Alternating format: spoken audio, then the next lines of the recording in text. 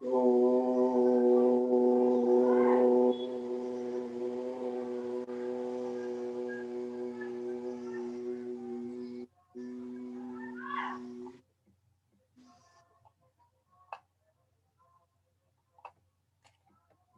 ఒక సమస్యతోటి క్లాస్ని ముగించినాము. ఈరోజు ఆ సమస్యను రిపీట్ చేసి మీ సమాధానం కోసం నేను ఎదురు చూస్తాను. సమస్య ఏమిటంటే, ఒక మధ్యతరగతి ఉద్యోగి ఉన్నాడు. మరొక 3 సంవత్సరాల్లో రిటైర్ కాబోతున్నాడు. అయితే ఆర్థిక ఇబ్బందుల వల్ల అత్యవసరమైన పరిస్థితుల్లో అతను లంచం తీసుకోవాల్సి వచ్చింది. పెద్ద పెద్ద లంచాలు తీసుకున్న వాళ్ళంతా బయట హాయిగానే తిరుగుతున్నారు ఇంగ్లాండ్లో, అమెరికాలో. కానీ ఇతను ఏసీబీకి పట్టుబడి ఉద్యోగం పోయే పరిస్థితి ఏర్పడింది. అయితే 1,00,000 రూపాయలు ఇస్తే నువ్వు తీసుకున్న 5,000 లంచానికి మాఫీ లభిస్తుంది అని చెప్పి పై అధికారులు తెలియజేసినారు. ఇది ఇట్లా ఉండగా వాళ్ళ అబ్బాయి కిందటి రోజు తాగేసి ఎవడి తల మీద సీసాతో కొట్టేసరికి జైలు పాలైనాడు. ఒక 2 లక్షలు ఇస్తే బయటకు వదిలేస్తామని చెప్పి స్టేషన్ వాళ్ళు ఇన్ఫర్మేషన్ ఇచ్చారు. ఇంట్లో వాళ్ళ ఆవిడ ఉంది, క్యాన్సర్తో బాధపడుతుంది. ఒక 3 లక్షలు ఇస్తే ఆపరేషన్ చేస్తామని చెప్పి డాక్టర్ గారు చెప్పారు.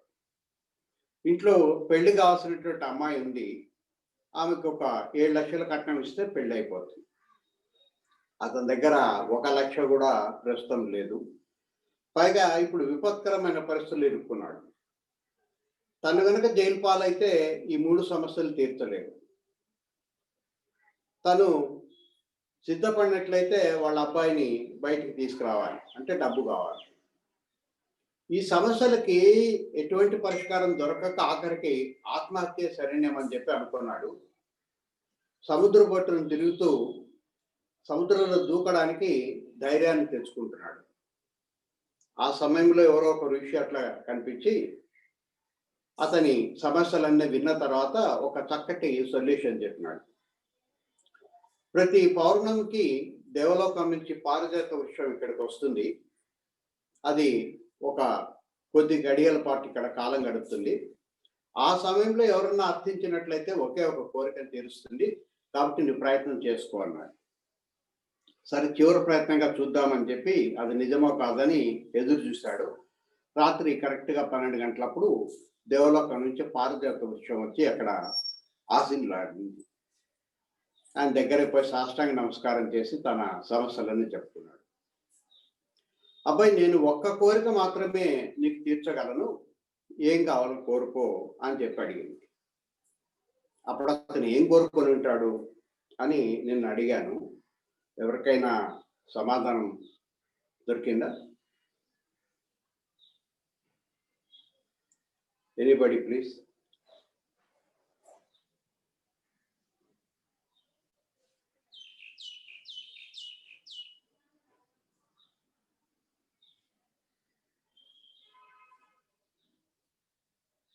I think nobody in my class.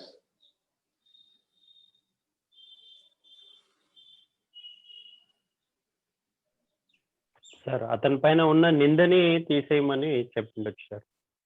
Okay, that is one answer. నమస్కారం అండి గురుగారు. నమస్తే అండి. బాధను తట్టుకునే శక్తిని ఇమ్మని భగవంతుని కోరాడు అనుకుంటున్నానండి. Very good. ఇంకా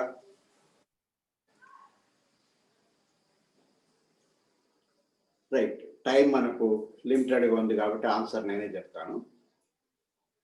అతను ఈ 4 సమస్యల్లో ఏ సమస్యను కూడా తీర్చమని అడగలేదు. దానికి బదులు ఏమడిగినాడంటే, నా పెరట్లో శాశ్వతంగా ఉండిపోతాలి అని చెప్పి అడిగినాడు. ఈ 15 రోజులకు ఒకసారి పౌర్ణమి వస్తుంది. ఈ పౌర్ణమికి అతను కోరుకున్న కోరిక ఏమిటంటే, నా పెరట్లోనే శాశ్వతంగా ఉండిపోవాలి. ఆమె కోరిక తీర్చింది, ఆయన పెరట్లో చేరుకుంది.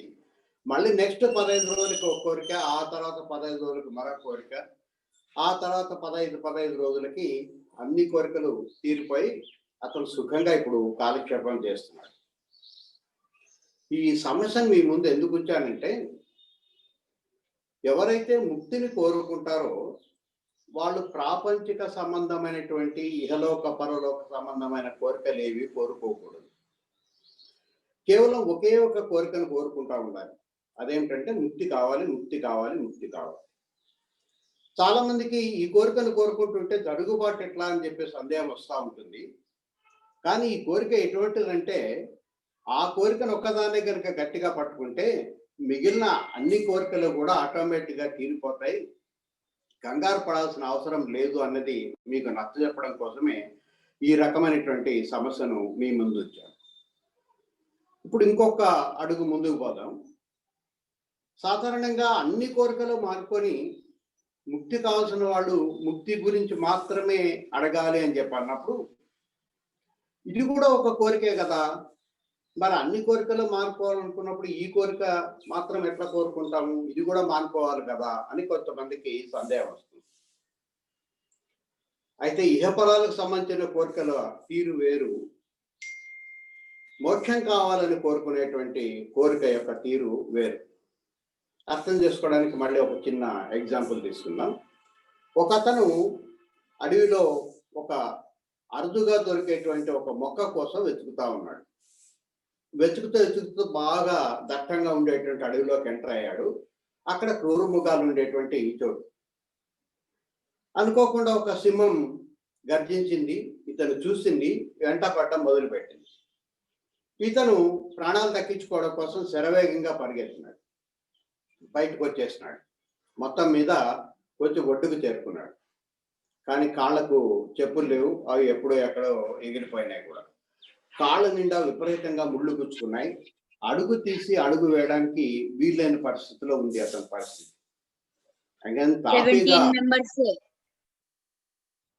తాపీగా ఒక చోట కూర్చొని అక్కడే ఉన్న ఒక పెద్ద ముళ్ళును తీసుకొని ఈ ముళ్ళని ఒక్కొక్క దాన్ని తొలగించడం మొదలుపెట్టినాడు. కాబట్టి ఇహపరాలకు సంబంధించిన ముళ్ళేమో లోపలికి దిగినాయి. అవి ప్రయత్నం చేసే కొద్దీ ఇంకొంచెం లోపలికి పోతూనే ఉంటాయి, బయటికి రావు. కానీ మోక్షం అనే ముళ్ళు ఒకటి కనుక తీసుకొని వీటిని మెల్లిమెల్లిగా కనుక మనం తొలగించుకున్నట్లయితే, అన్ని ముళ్ళు తీసేసిన తర్వాత మనము ప్రత్యేకంగా ఎన్నుకున్న ముళ్ళును కూడా మన దగ్గర ఉంచుకోవాల్సిన అవసరం లేదు, మెడలో వేసుకొని తిరగాల్సిన అవసరం లేదు, దాన్ని కూడా వదులుకోవచ్చు. కాబట్టి ఇహపరాలకు సంబంధించినటువంటి కోరికలన్నీ ముళ్ళ లాంటివి. మోక్షం అనేది కూడా కోరికే, అది కూడా ముల్లే. కానీ వీటన్నిటిని తొలగించి తర్వాత దాన్ని కూడా విడిచేస్తాం, దాన్నే మెంట పెట్టుకొని తిరగం. ఈ ఇతర కోరికలకు, ప్రాపంచిక సంబంధమైన కోరికలకు, ముక్తి కావాలని కోరుకునే కోరికకు మధ్య ఉండే తేడా తెలుసుకోవడం కోసం ఇంకొక చిన్న ఉదాహరణ తీసుకున్నాం. ఇంకొకతను ఇట్లాంటి పరిస్థితుల్లోనే ఒక దట్టమైనటువంటి అడవిలో తిరుగుతూ ఉన్నాడు. అతను తనకు కావాల్సినటువంటి వస్తువు ఎక్కడ దొరుకుతుంది, అతను ఒక పురాతనమైనటువంటి శిథిలాలయం కోసం వెతుకుతున్నాడు. అని తెలుసుకోవడం కోసం బాగా పెద్దనైన చెట్టుని పైన చివారు కొమ్మ వరకు పైకి ఎక్కేశాడు.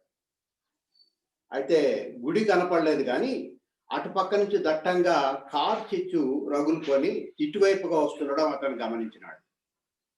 అది చాలా శరవేగంగా వ్యాపిస్తా ఉంది, కాలిఫోర్నియాలో కార్ చిచ్చుల మాదిరి. అయ్యో బాబు, పరిగెత్తుకొని పోదాం, మంచి సమయాన్ని చూసినా అని చెప్పి వెనక్కి తిరిగి చూసుకున్నాడు, ఎంతవరకు ఉంది, ఎటు పోదాం. చూస్తే ఆశ్చర్యం, అన్ని పక్కల నుంచి ఈ కార్ చిచ్చు చుట్టుముట్టింది ఆల్రెడీ అతను తెలియకుండానే. ఇక అతనికి ఎస్కేప్ రూట్ అంటూ ఏమీ లేదు. ఇప్పుడు అన్ని పక్కల నుంచి వస్తుంది కాబట్టి it is a question of time. ఇప్పుడు అప్పుడు ఆ వైపు నుంచో ఈ వైపు నుంచో వచ్చి కార్ చిచ్చు అతన్ని కబళించేస్తుంది. అటువంటి పరిస్థితిలో అతనికి ఉండే ఏకైక మార్గం ఏమిటంటే ఎదురు నిప్పు వేయడం. దీన్నే హోమియోపతిలో లైక్ క్యూర్స్ లైక్ అనే మాటతోటి ఉపయోగిస్తారు.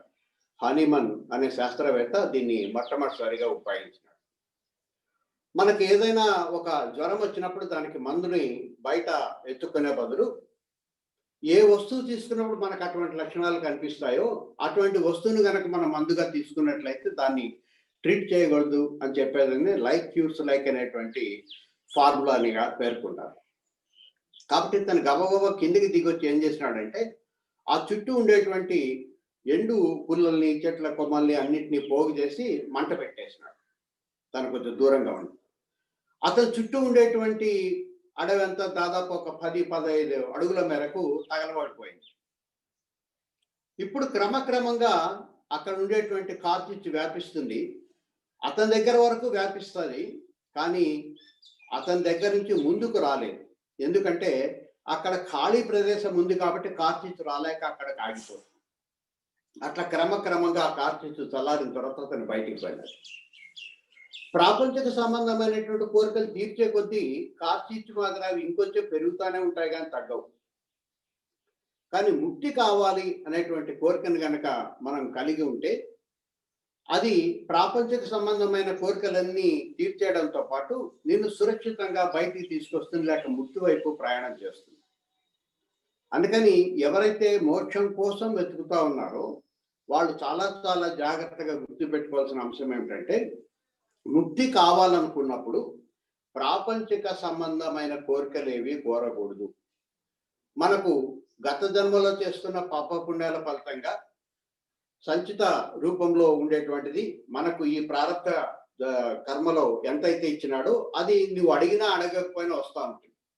ఆ వచ్చిన వాటిని ఇష్టంగా స్వీకరించి జీవితం గడుపుతూ ఉండాల్సిందే తప్ప కష్టం పోవాలని కానీ లేక సుఖం పెరగాలని కానీ ఇహపరాల సంబంధించిన కోరికలు ఏవి కోరకుండా కేవలం ముక్తి కావాలి, ముక్తి కావాలి, ముక్తి కావాలని ఒకే ఒక కోరికతోనే మనం జీవిస్తూ ఉండినట్లయితే క్రమక్రమంగా ముక్తి వైపు ప్రయాణం చేస్తాం.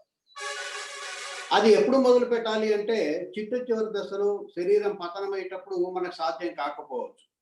రేపు పరీక్షలు అంటే ఈరోజు చదువుకుంటే మనకు వెంటబట్టం. కాబట్టి ముందు నుంచి చదువుతూ ఉండాలి. ఈ ముక్తి కావాలి అనేటువంటి కోరిక గాఢంగా మనకు కలిగి ప్రపంచ సంబంధమైనటువంటి రాగద్వేషాలను మెల్లిమెల్లిగా వదిలించుకోవడం మన ప్రయత్నం చేస్తూ ఉండినట్లయితే ముక్తి కావాలనే కోరికకు ఉండేటువంటి ప్రధానమైన లక్షణం ఇది. అది మెల్లిమెల్లిగా మనలోని రాగ ద్వేషాలు అనేటువంటి అగ్నిని మెల్లిమెల్లిగా దగ్ధం చేస్తూ వస్తుంది. అప్పుడు చిట్ట చివరి నిమిషంలో నీకు అది కనుక ఉండినట్లయితే జీవించి ఉండగా ముక్తి లభించకపోయినా దేహాంతరమైన సరే ముక్తి తప్పనిసరిగా మనకు లభిస్తుంది. కాబట్టి ముక్తి కావాలని కోరుకునే వాళ్ళు అసలు ముక్తి అంటే ఏమిటి, ఎట్లా పొందాలి అనేది తెలుసుకుంటేనే ఆ ఒక్క కోరిక మీద మాత్రమే పూర్తిగా మనసును లగ్నం చేసుకుంటా ఉండాలి. ఇది చాలా ముఖ్యమైనటువంటి అంశం. కానీ ఈ రోజుల్లో చాలా మంది ఏం చేస్తున్నారంటే ఒకవైపు ముక్తి కావాలని కోరుకుంటూనే మళ్ళీ ఇంకొక వైపు ఇహపరాలు కోరుకుంటా ఉన్నారు. ఒక పెద్ద కాలువ కనుక ఉండినట్లయితే అవతల గట్టుకు నువ్వు పోవాలనుకుంటే యువతల గట్టును వదిలిపెడితేనే అవతల గట్టుకు పోగలుగుతావు, కానీ యువతల గట్టును కూడా పట్టుకొని అవతల గట్టుకు పోవడం అనేది అసాధ్యమైనటువంటి అంశం. కాబట్టి ఇది తప్పనిసరిగా ముక్తి కావాలని కోరుకుంటూ గమనించాల్సిన అంశం. అదొక్క కోరిక మాత్రమే దృఢంగా బలంగా మనలో నాటుకొని ఉండాలి. మిగిలిన వాటితో పాటు అనేటువంటిది తప్పనిసరిగా పక్కకు పెట్టుకోవాలన్న సంగతి గుర్తుపెట్టుకోవాలి. పోతే ఈ ముక్తిని కావాలని ఒకే కోరికని గట్టిగా పట్టుకున్న వాళ్ళు నేరుగా గనక నిర్గుణ బ్రహ్మ దగ్గర చేరుకోవడం కోసం గనక ప్రయత్నం చేసినట్లయితే వాళ్ళు జీవించి ఉండంగానే ముక్తిని పొందే అవకాశం ఏర్పడుతుంది. దాన్ని జీవన్ముక్తి అని చెప్పి పిలుస్తాం. అట్లా కాకుండా నిర్గుణ బ్రహ్మకు ఆకారం అంటూ ఏమీ లేదు, ఆయన ఎక్కడ ఉంటాడో ఎట్లా ఉంటాడో తెలియదు, ఆయన పట్టుకోవడం నాకు సాధ్యం కాలేదు, నేను సగుణ బ్రహ్మను అంటే అదే ఒక విగ్రహాన్నో లేకపోతే రూపాన్నో పటాన్నో లేక ఒక గురువునో లేక ఒక చెట్టునో ఒక కొండనో ఏదో ఒక దాన్ని నేను పట్టుకొని తద్వారా దానికోసం ప్రయత్నం చేస్తానంటే అప్పుడు కూడా ముక్తి లభిస్తుంది. కాకపోతే అది దేహాంతర ముక్తి, చనిపోయిన తర్వాత మాత్రమే మనకు ముక్తి లభిస్తుంది. అట్లాంటప్పుడు చనిపోయిన తర్వాత ముక్తి ఉంటుందో లేదో ఈ సగుణ బ్రహ్మను పట్టుకోవడం ఎందుకు, నేరుగా నేను నిర్గుణ బ్రహ్మనే పట్టుకొని ప్రయత్నం చేస్తానని చెప్పి ఎవరైనా భావిస్తే అది పొరపాటు. ఎవరైనా సరే ఈ జన్మలోనే ముక్తి పొందాలనే ప్రయత్నం చేస్తున్నప్పటికీ అట్లా ప్రయత్నం చేయాలంటే నిర్గుణ బ్రహ్మనే మాత్రమే పట్టుకోవాల్సిన అవసరం ఉండినప్పటికీ నేరుగా నిర్గుణ బ్రహ్మ ఆరాధన దగ్గరికి ఎవరు అడుగు పెట్టకూడదు. ముందుగా సగుణ బ్రహ్మ యొక్క ఆరాధన పూర్తయిన తర్వాత సగుణ బ్రహ్మను పూజించడం అయిపోయిన తర్వాత మాత్రమే నిర్గుణ బ్రహ్మలోకి పోయే అర్హత వస్తుంది. అప్పుడు మాత్రమే మీ యొక్క ప్రయత్నం అంతా కూడా సఫలీకృతం అవుతుంది. కాకపోతే ఇక్కడ ఇట్లాంటి ప్రయత్నమే చాలా మంది చేస్తున్నారు, కానీ సగుణ బ్రహ్మ అనే మాటని సరిగా చాలా మంది అర్థం చేసుకోవడం లేదు. మనం ఇప్పటికే 2 రకాలైనటువంటి బ్రహ్మ పదాలని ఉపయోగించినాం. ఒకటి త్రిమూర్తుల్లో ఉండేటువంటి బ్రహ్మ, విష్ణు, మహేశ్వరులోని బ్రహ్మ ఒకరు. అతను ఈ ప్రపంచంలో అవసరమైన వాటన్నింటి సృష్టి చేస్తూ ఉంటాడు. అయితే ఈ బ్రహ్మ, విష్ణు, మహేశ్వరుల కంటే ముందుండినటువంటి వ్యక్తి లేక శక్తి ఇంకొకటి ఉంది. దాన్ని ఆత్మ అంటారని చెప్పి తెలుసుకున్నాం. మనలో ఉన్నది ఆత్మే, అక్కడ ఉన్నది కూడా ఆత్మే. అయితే మనలో ఉండేటువంటి ఆత్మ ప్రత్యేకమైనది అనుకుంటున్నాం కాబట్టి దీన్ని ప్రత్యేక ఆత్మ అని చెప్పి పిలుస్తాము. మనకు దూరంగా పరాయిగా ఉంది అని చెప్పి భావిస్తున్నటువంటి ఆ ఆత్మని పరమాత్మ అని చెప్పి మనం మెన్షన్ చేస్తూ ఉంటాం. అయితే ఆ పరమాత్మకే మరొక పేరు ఏమిటంటే నిర్గుణ బ్రహ్మ అని కూడా పేరు. ఎందుకంటే బ్రహ్మ అంటే సృష్టి చేసేవాడు, త్రిమూర్తుల్లో ఉండే బ్రహ్మ సృష్టి చేసేవాడే.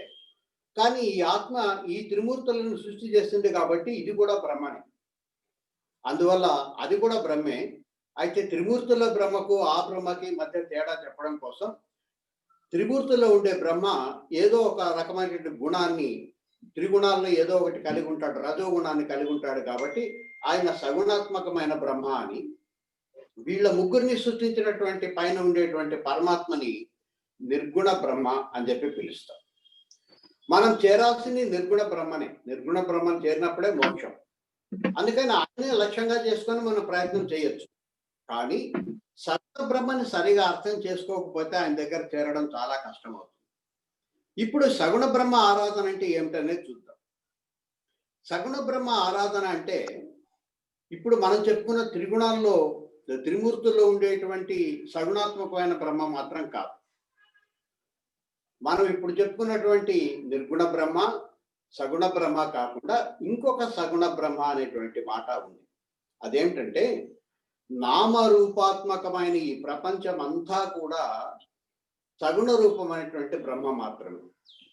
అంటే ఆ పరమాత్మ మిగిలిన అన్ని అంశాల్లో ఉన్నాడు కాబట్టి ఏదైతే ఈరోజు మన కంటెదుట కనిపిస్తా ఉందో ప్రకృతి రూపంలో కానీ, వస్తు రూపంలో కానీ, జంతువుల రూపంలో కానీ, మానవుల రూపంలో కానీ కనపడకుండా ఉండేటువంటి యక్షులు, కిన్నరులు, కింపురుషులు, రాక్షసులు ఆ రూపంలో ఏదైతే ఉందని మనం ఊహిస్తున్నామో అదంతా కూడా కలిపినట్లయితే దాన్ని సగుణ బ్రహ్మ అని చెప్పి పిలుస్తాం.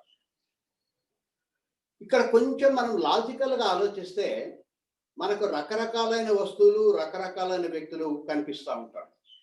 దీంట్లో కొంతమంది పట్ల మనకు ప్రేమ ఉంటుంది, కొంతమంది పట్ల మనకు ద్వేషం ఉంటుంది.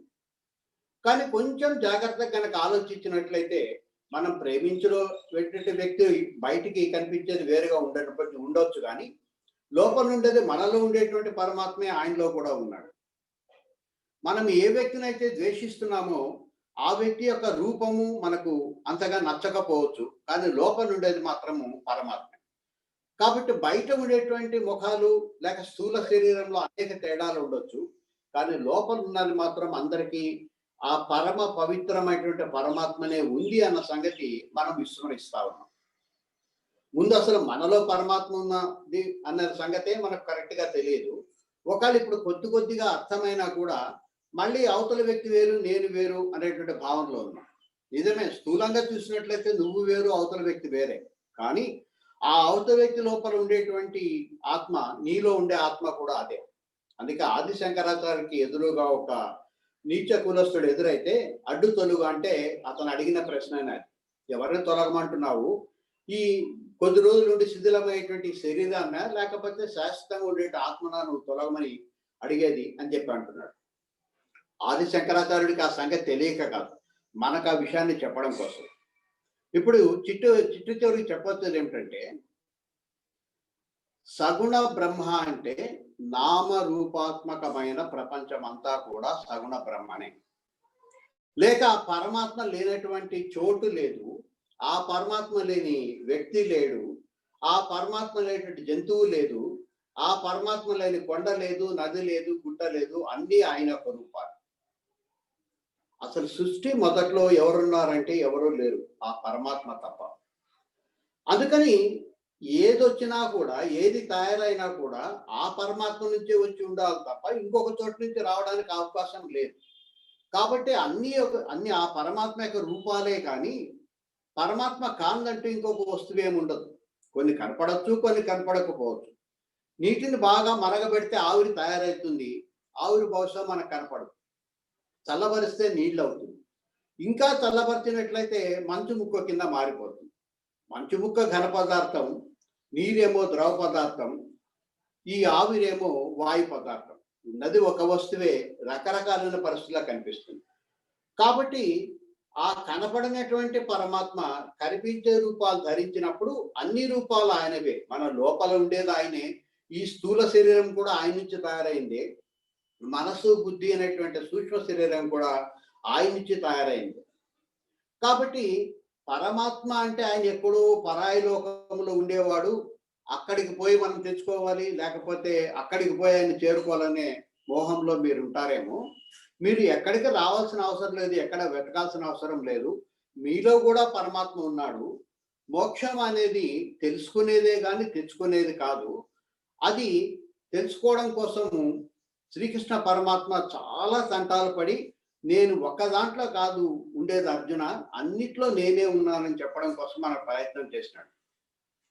అందుకని ఒక చోట ఏమంటాడంటే, ఆదిత్యులలో నేను విష్ణువుని, ప్రకాశించే వాటిలో నేను సూర్యుడను, నక్షత్రాలలో చంద్రుడను, వేదాలలో సామవేదను, దేవతల్లో ఇంద్రుడను, ఇంద్రియాలలో మనస్సును, యక్షులలో కుబేరుడను, వస్తువులలో అగ్నిని, పర్వతాలలో మేరువుని, మహర్షులలో భృగువుని, పక్షులలో గరుత్మంతుడిని, సర్పాలో వాసుకిని, ఆవులలో కామధేనుని. ఈ లిస్ట్ ఇక్కడికి అయిపోలేదు, నాకు బోర్డు చాలా వదిలిపెట్టాను. కానీ ఇట్లాంటి మరొక 2 బోర్డులు నిండేంత లిస్టు ఆయన చెప్పినాడు.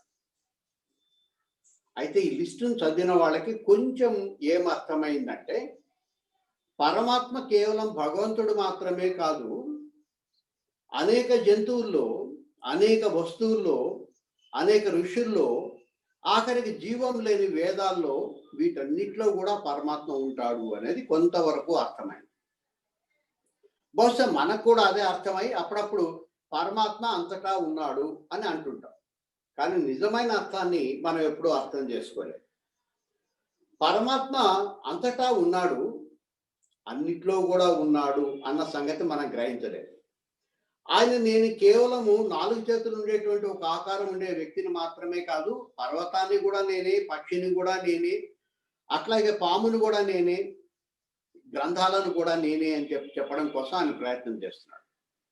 అయితే ఈ ప్రయత్నాన్ని మనం పూర్తిగా అర్థం చేసుకోకుండా మరొక మాదిరి అర్థం చేసుకుంటున్నాం. ఏమిటంటే, చెట్లలో తులసి చెట్టు ఉత్తమమైనది, ఎందుకంటే దాంట్లో పరమాత్మ ఉంటాడు కాబట్టి. పక్క నుండి పిచ్చి మొక్క కాదు, అది పరమాత్మ కాదు అనే భ్రమలో మనం ఉన్నాం. అక్కడే మనం చేస్తున్నటువంటి పొరపాటు. అది పిచ్చి మొక్క అయినా మంచి మొక్క అయినా కూడా పరమాత్మ ప్రతి దాంట్లో ఉన్నాడు, ప్రతి మొక్కలో ఉన్నాడని అర్థం చేసుకోవాలి. పక్షులలో నేను పక్షీంద్రుడిని అంటే అదొక్కటి మాత్రమే, మిగిలిన పక్షులు కాదు, కాకులు పిచ్చుకలు భగవంతుడు కాదు అనే భ్రమలో మనం ఉన్నాం. ఋషుల్లో నేను ఫలానా అంటే మిగిలిన ఋషులంతా పనికి వాళ్ళేమో, పనికి మాలిన వాళ్ళేమో అనేటువంటి భ్రమలో మనం ఉన్నాం.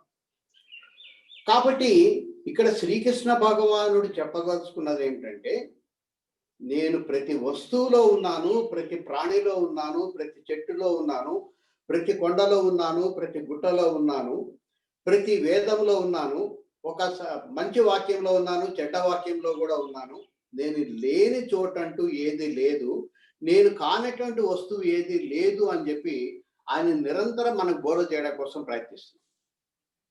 కానీ మన మానం మీద ఎట్లా ఉంది అంటే, తులసి చెట్టును పూజిస్తాం, రావి చెట్టును పూజిస్తాం, జమ్మి చెట్టును పూజిస్తాం, వేప చెట్టును పూజిస్తాం, మిగిలిన పిచ్చి మొక్కలను దూరంగా మనం ఉంచుతాం. మనకు విశ్వాసంగా ఉండే కుక్కను ప్రేమిస్తాము, కానీ పందిని ప్రేమించాం. ఎందుకంటే అది అసహ్యకరమైన జంతువు కాబట్టి.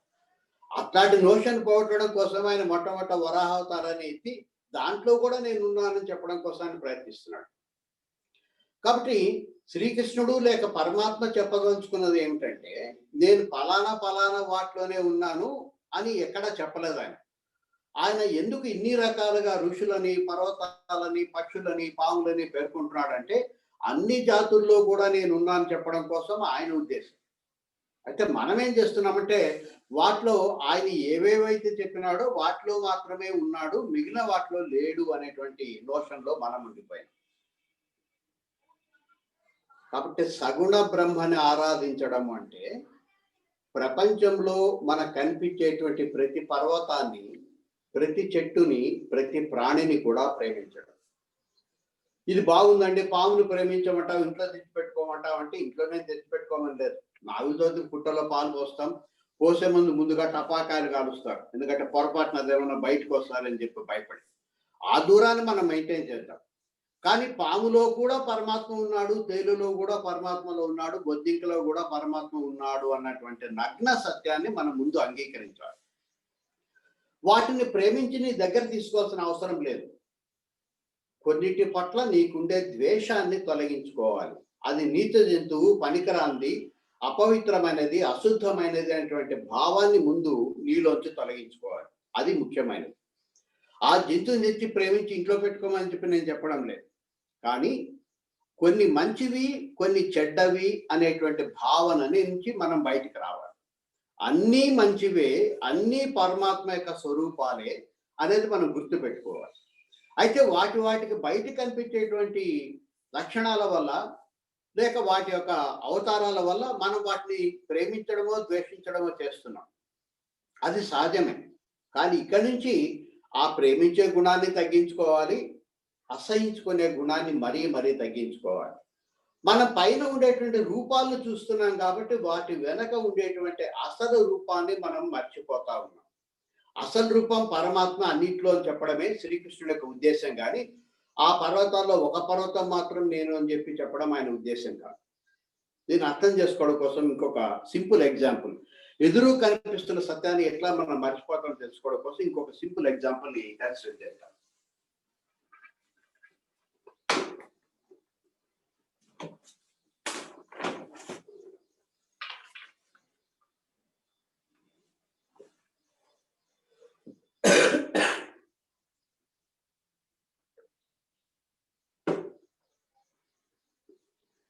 ఒక ఆయనకి చాలా రోజుల తర్వాత, రిటైర్ అయిన తర్వాత, ఈ పట్టణ జీవితం మీద విరక్తి పుట్టి తన మాతృభూమి దగ్గరికి, మాతృభాష మీద ఎట్లయితే ప్రేమ ఉంటుందో మాతృభూమి మీద కూడా చాలా మందికి ప్రేమ ఉంటుంది. తన పూర్వీకులు నివసించినటువంటి ఇల్లు దగ్గరికి పోయి అక్కడ ప్రశాంతంగా కాలం గడుపుదామని చెప్పి అనుకున్నాడు. అయితే తన పూర్వీకులు కట్టించిన ఇల్లు చాలా పాతది, అది అప్పుడో ఇప్పుడో పడిపోయేటట్టు ఉంది.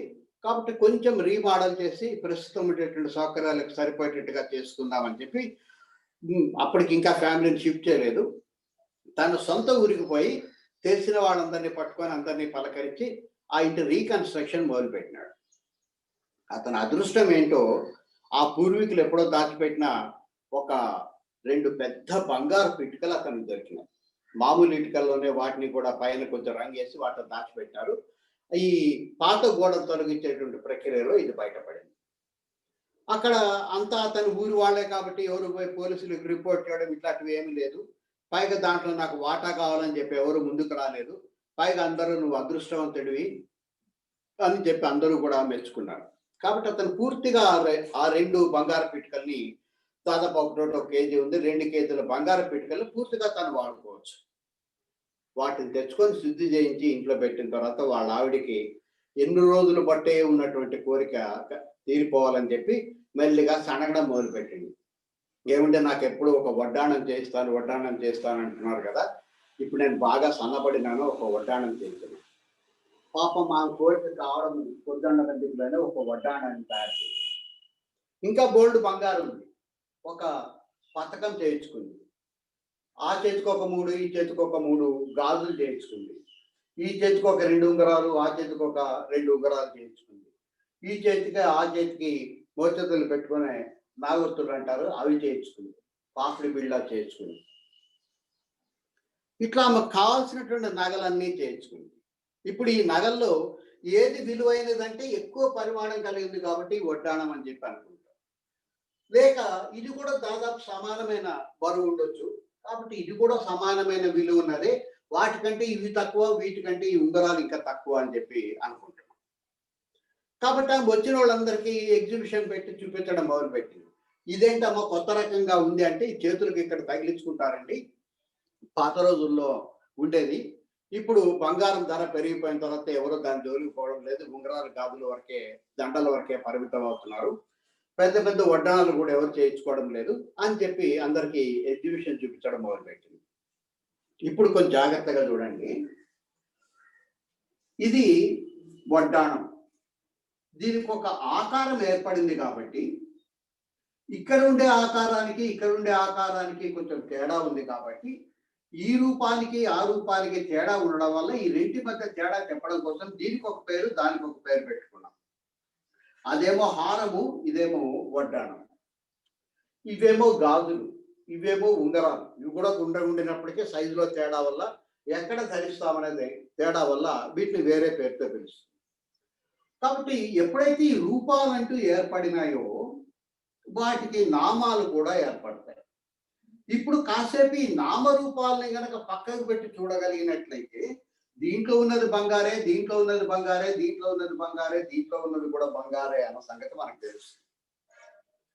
బంగారం ముద్దగా ఉండినప్పుడు అది బంగారం మాత్రమే కానీ ఆభరణాల రూపంలోకి ఎప్పుడైతే ఏర్పడిందో, ఎప్పుడైతే నామరూపాలు ఏర్పడినాయో దాంట్లో బంగారం ఉంది అనే సంగతి మనం మర్చిపోయాం. కంటెదురుగానే బంగారం ఉంటుంది కానీ అది బంగారం అన్న సంగతి మనం పూర్తిగా విస్మరిస్తా ఉన్నాం.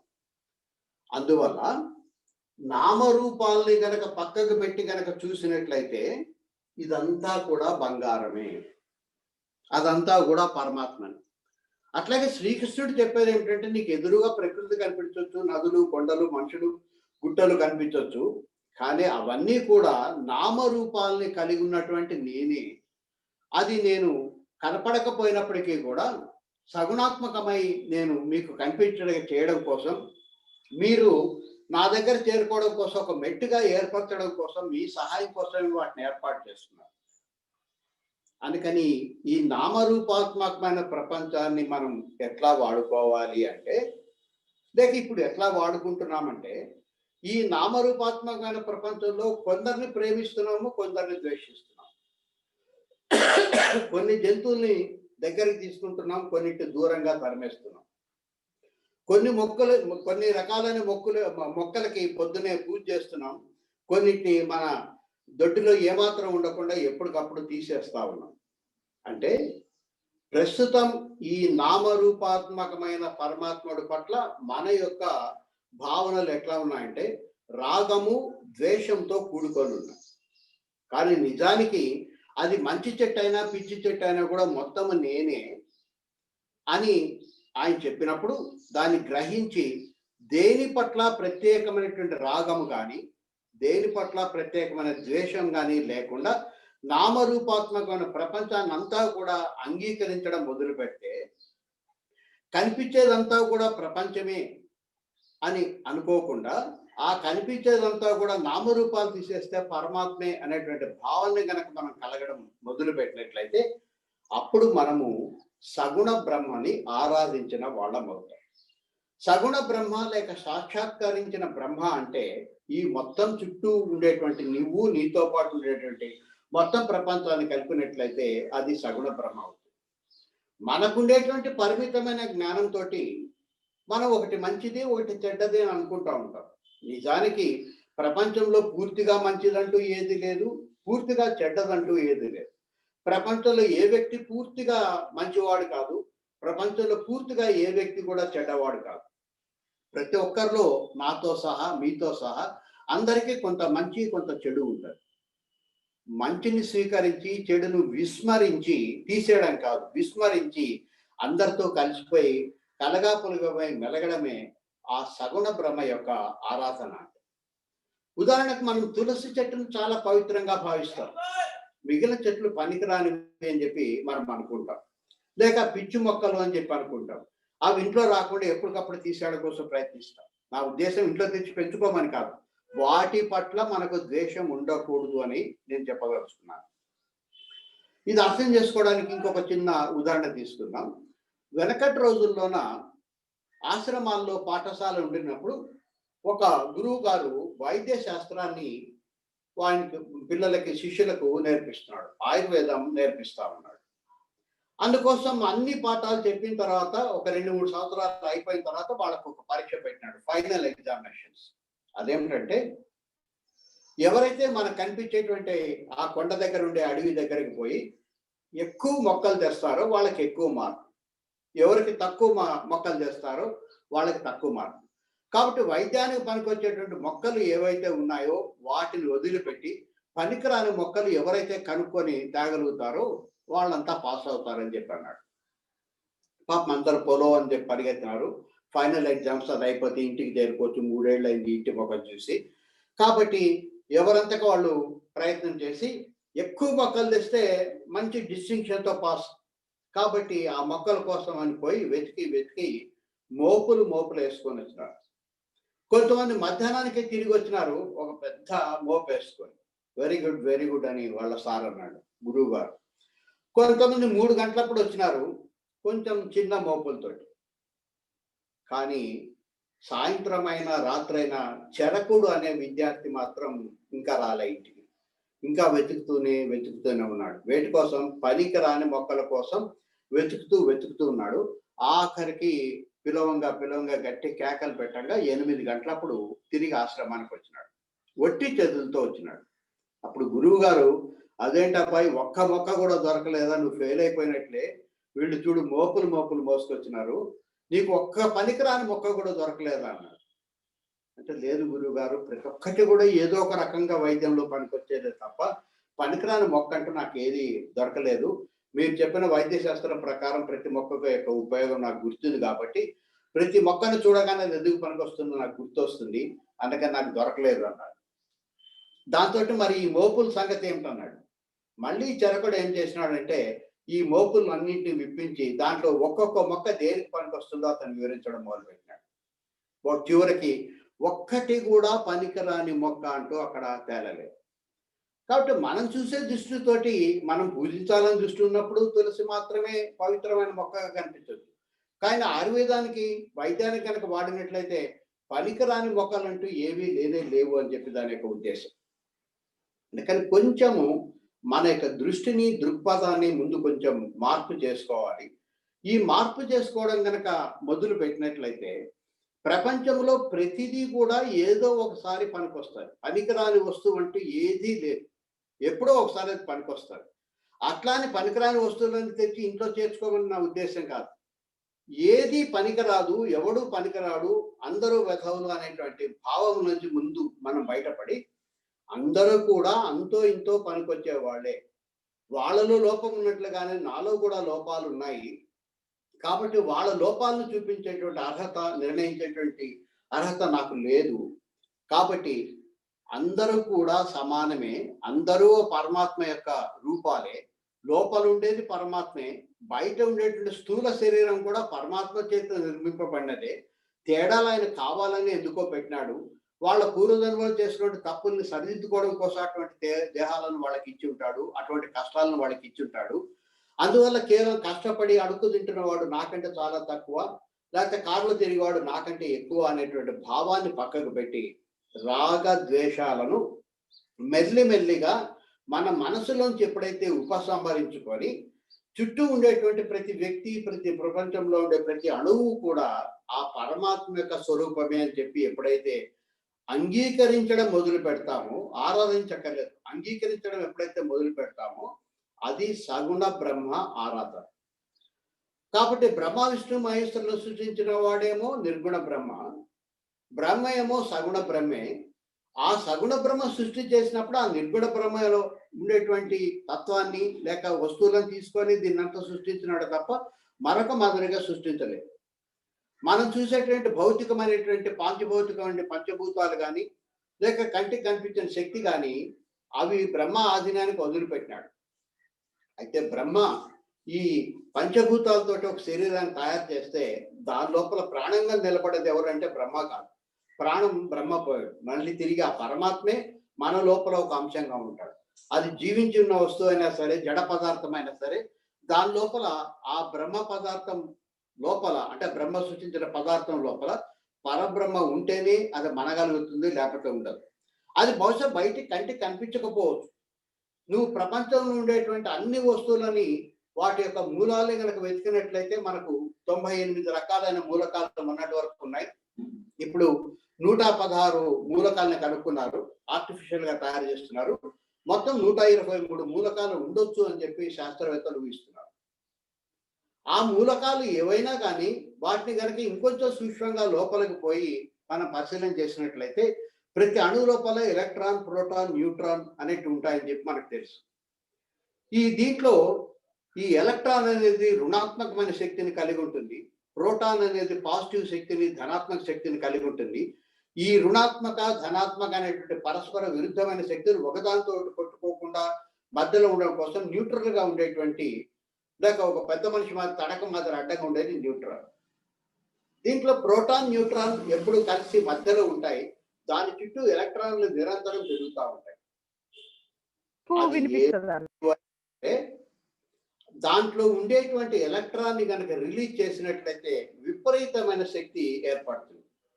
అది ఏ వస్తువు అయినా సరే, అది యురేనియం, థోరియం కావాల్సిన అవసరం లేదు. ఏ వస్తువు అయినా సరే దాంట్లో ఉండే ఎలక్ట్రాన్ రిలీజ్ చేస్తే శక్తి బయటకు వస్తుంది. అందుకని సృష్టి మొదట్లో శక్తి ఉంది, శక్తి గడ్డగట్టి వస్తువు అయింది. తిరిగి వస్తువుని విడగొట్టినట్లయితే శక్తి అవుతుంది. ఆ శక్తి యొక్క మూలాన్ని కనుక తెచ్చుకున్నట్లయితే మళ్ళీ మనం పరమాత్మ దగ్గర పోగలుగుతాం. అందువల్ల ప్రతి వస్తువులో కూడా శక్తి ఉంది, దాగి ఉంది, కనపడకుండా. అంటే వస్తువు కనిపిస్తుంది కానీ శక్తి కనపడడం లేదు. ఆ కనపడని శక్తి ఒకటి ఉంది, దాన్ని నడిపిస్తా ఉంది. ఆ శక్తి వెనక ఉండేటువంటి మూల శక్తి పరమాత్మ అని చెప్పి మనం తెలుసుకొని ప్రతి దాన్ని ద్వేషించడం గనక మానుకొని, ప్రేమించాల్సిన అవసరం లేదు.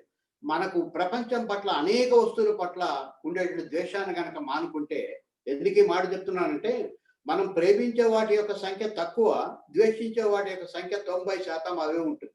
ఒక 10% మాత్రం మనం ప్రేమిస్తూ ఉంటాం. అంటే మనలో ఉండే ద్వేషభావమే ఎక్కువ ఉంది.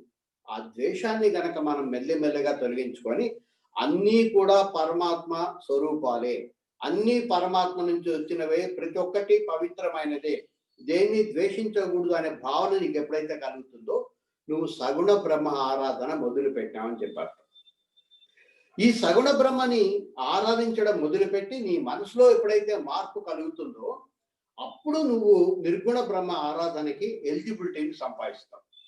కాబట్టి మనం జీవించి ఉండగానే మోక్షం ఇచ్చేది ఏమిటంటే నిర్గుణ బ్రహ్మ యొక్క ఆరాధన. కానీ నిర్గుణ బ్రహ్మ కనపడాడు కాబట్టి సగుణ బ్రహ్మ దగ్గర మొదలు పెట్టాలి. అయితే ఈ సగుణ బ్రహ్మ ఆరాధన మొదలు పెట్టేప్పుడు కేవలం విగ్రహాల్లో మాత్రమే పరమాత్మ ఉన్నాడు, ఇక ఇతర రాళ్లలో లేడు అనేటువంటి పొరపాటు మనం ఇంకా చేయకూడదు.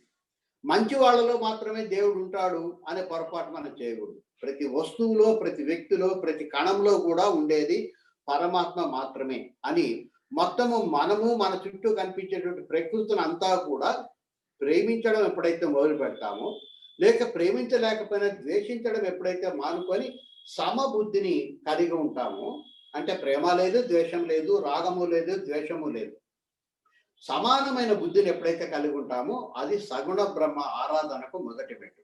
అది క్రమక్రమంగా మనలో ఉండేటువంటి అసమతౌల్యాన్ని తొలగించి మనసును శుద్ధి చేసి ఆ నిర్గుణ పరబ్రహ్మని మనలోనే దర్శనం చేయడం కోసం అవకాశం ఇస్తుంది. వాటి మొట్టమొదట ఈ తలుపును మనం తెరిస్తే తప్ప అవతలకు పోవడానికి మనకు అవకాశం లేదు.